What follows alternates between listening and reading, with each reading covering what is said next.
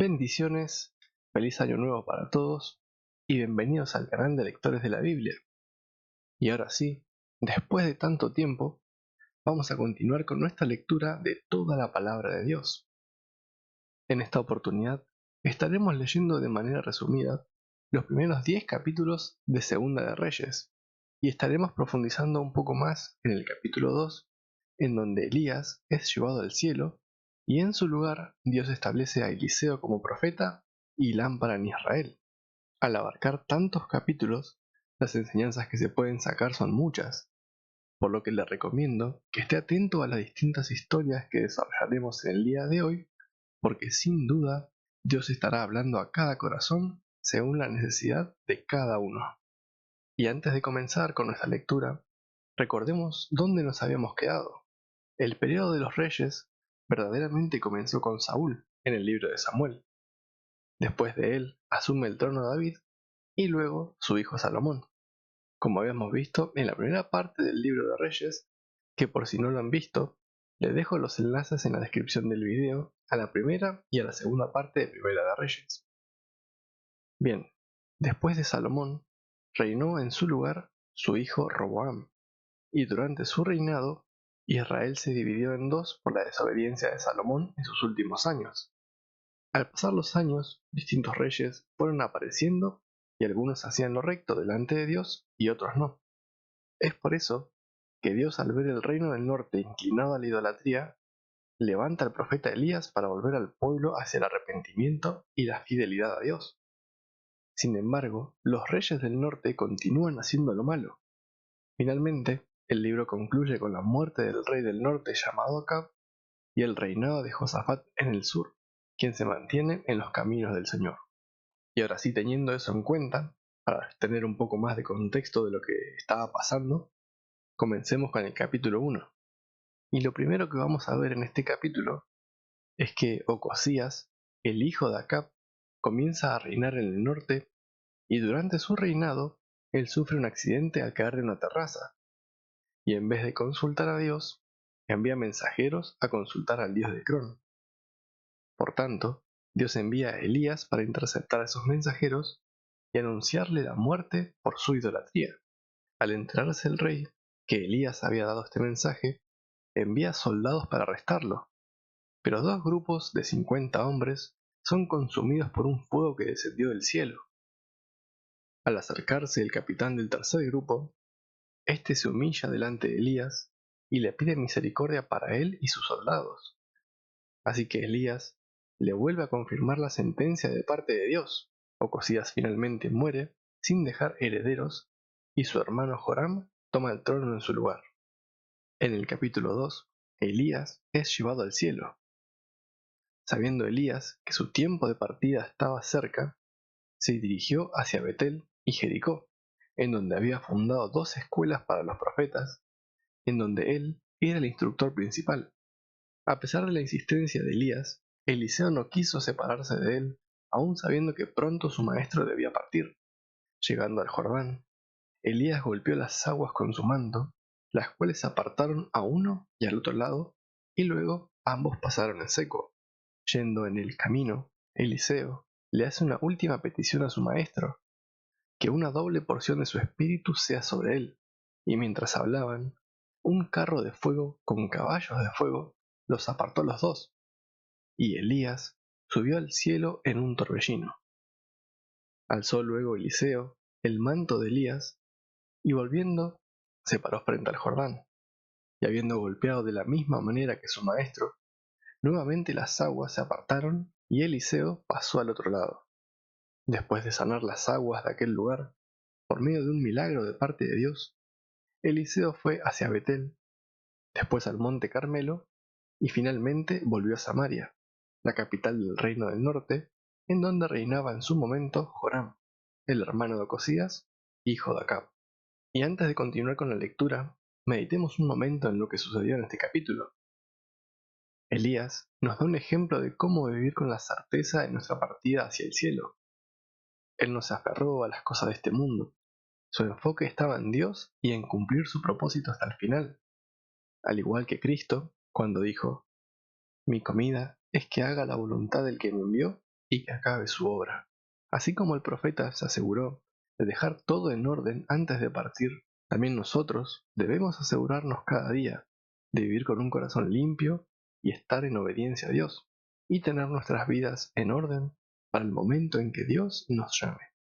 El profeta Elías dejó un legado espiritual en Eliseo. De igual manera nosotros también estamos llamados a discipular y guiar a otros en la fe. Nuestra vida debe ser un reflejo de Cristo, de manera que inspire a otros a seguirle a Él. Y de la misma manera que Eliseo tomó el manto de Elías, demostrando que la obra de Dios no se detendría, así también recordemos que nosotros no somos indispensables en la obra de Dios. Una vez que nuestra función aquí en la tierra termine, Dios continuará su gran obra hasta concluirla, y finalmente todo lo que el Padre le ha dado a Cristo terminará por venir a Él. Resumiendo esta enseñanza, sigamos el ejemplo de Elías, un hombre que se preparó para su encuentro con Dios en todos los sentidos. Mantuvo un corazón limpio, sin aferrarse a nada de este mundo, ni siquiera a su amado discípulo. Sirvió a Dios hasta el final, con la obra de Dios siempre como su principal objetivo, discipulando, siendo ejemplo y fortaleciendo a sus discípulos antes de su partida.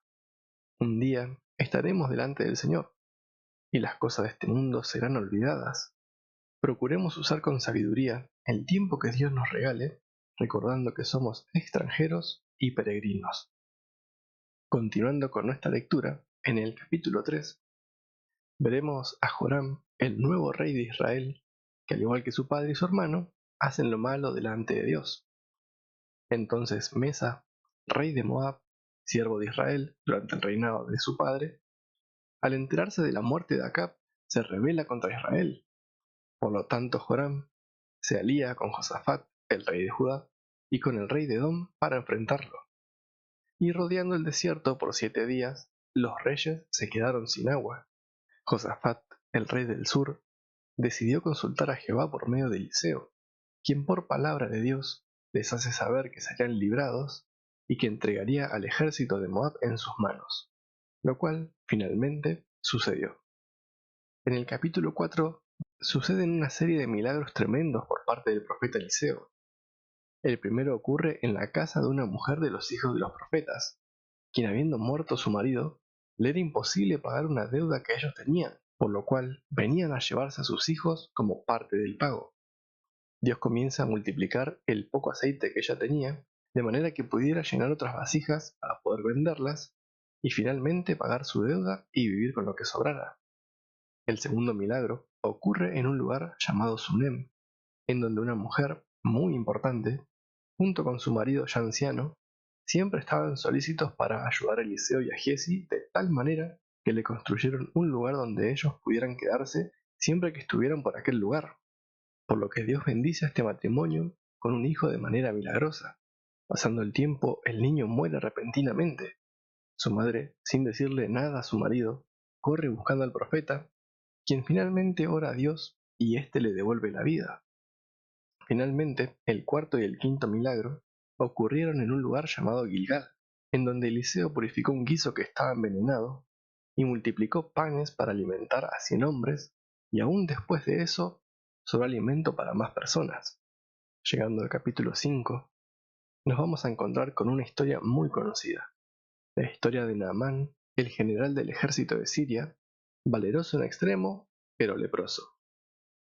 En el video de hoy no vamos a profundizar en esta historia, pero si no la conoce, le recomiendo que pueda estar leyéndola detenidamente en algún momento, porque sin duda está llena de grandes enseñanzas. Resulta que una muchacha del pueblo de Israel es capturada por una de las bandas armadas de Siria, y terminó siendo sierva de la mujer de este hombre leproso llamado Naamán. Viendo a esta muchacha la condición de este general, le hizo saber que podría ser sanado si consultaba a Jehová por medio de Eliseo, por lo que llevando un carro cargado de oro y plata, fue al encuentro del profeta en Israel. Eliseo lo envía a lavarse al río Jordán 7 veces, y que luego su carne sería restaurada y él quedaría limpio.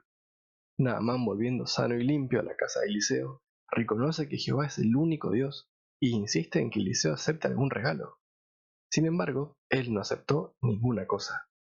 Pero Giezi, el siervo de Eliseo, a espaldas suyas codicia las riquezas rechazadas, miente para obtenerlas y finalmente es castigado con lepra.